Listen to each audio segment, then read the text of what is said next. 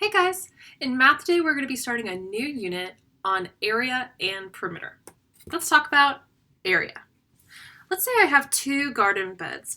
I already know how to measure the length of one of those garden beds. Maybe I'd get out a ruler, maybe I'd get out a tape measure, and I would just line it up on the side to see how long it was. Let's call this one 48 inches. But then as a gardener, I really want to know, is that easier to see? Sorry.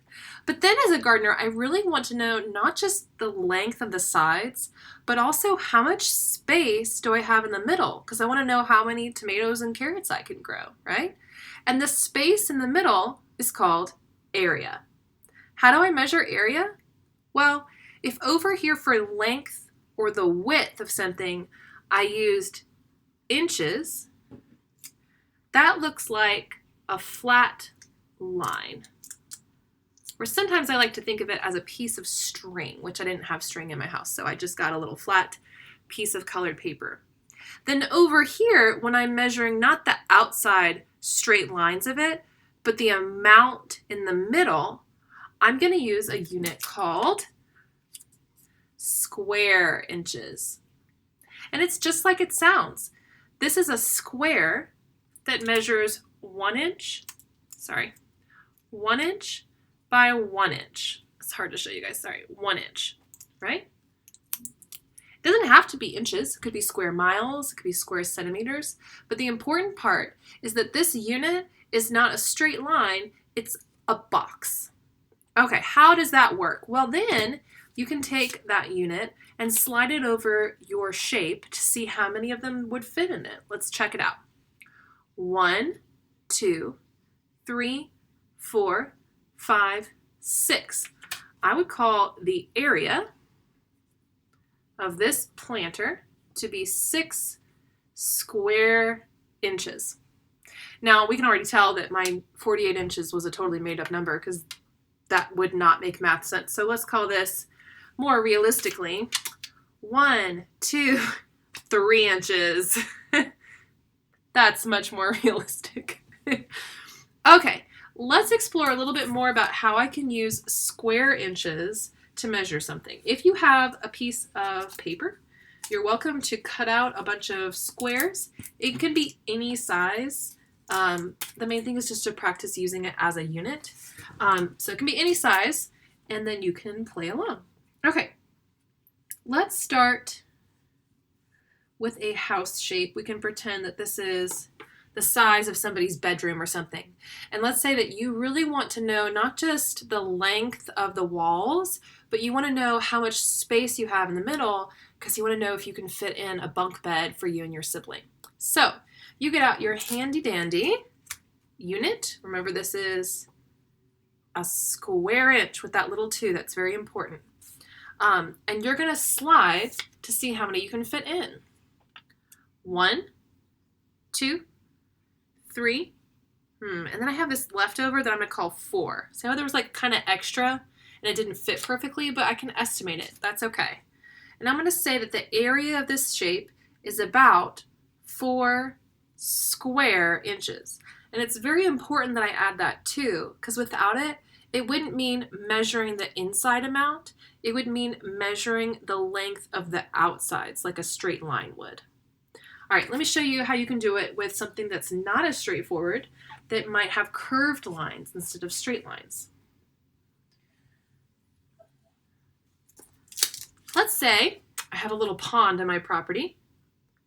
Y'all can tell I'm really into the outdoors right now. A little pond on my property, and I have a little jogger, and he is going to jog 3 miles, and you'll notice 3 miles, there's no squared to it. It's a straight line, and that's from the start to the finish of the pond. So this gives me a sense of the length of the pond, not the perimeter, but just the length of the pond. And now I want to get a sense for the amount of space on the inside. Maybe I want to see how many fish could comfortably live there. And all the statistics I've seen online only tell me by the gallon of water or whatever.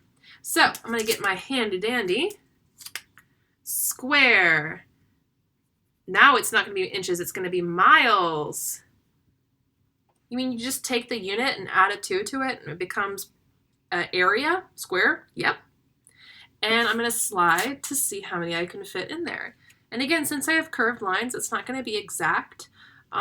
Later in math, you can learn how to exactly calculate area for curved lines, but we're going to estimate in 4th grade. Holding it up, 1, 2, 3, 4, 5, 6. I'm going to call that 7. All right, the area of this pond is 7 square miles. All right, one last thing I want to show you, and then we're all done. I talked a little bit about length and width, and you probably think it's super easy, and it can be, until every once in a while it gets a little confusing. So I just want to review that with everyone. All right, we have 2 rectangles here. This tall and skinny one I want you to think of as a man standing tall. And I'm going to label it with a lowercase l for length. And you can see that that L is stretching nice and tall, just like this man. And then over here, I want you to think of width. I'm going to label it with a W. And I want you to think of it as a giant waist, the width with a belt. We'll even draw somebody's hands right there, right? So we can see the width. So that can hopefully help you understand how those 2 different measurements relate. And then that's important because when you don't have a handy-dandy square inch ready, you can still calculate the area of a rectangle just using math. Let's say I have this rectangle, and I already know that this length is 2 inches, and this width is, let's call this 5 inches. Sorry, I'm going to write it like this. Same thing, but still. And I want to know the area. What is the measurement for the inside part? I know that area will always equal the measurement of the length times the measurement of the width. And in this problem, that's 2 inches times 5 inches, or 10 square inches. It's very, very important that you put the 2 there because, again, the 2 makes it square inches, right? And let's estimate it. Let's double check. Let's get our square inch. If this is 1, 2, and this is 1, 2, 3, well, I guess it's 3 inches. Woohoo! 3 inches should be 6 little cubes. Let's check it. 1, 2, 3, 4, 5, 6. We did it! This formula is what you're going to be practicing a lot of in this unit. So if you have any questions about this or anything else about math today, leave it for me in the comments. And otherwise, I will see you Thursday. Bye, guys.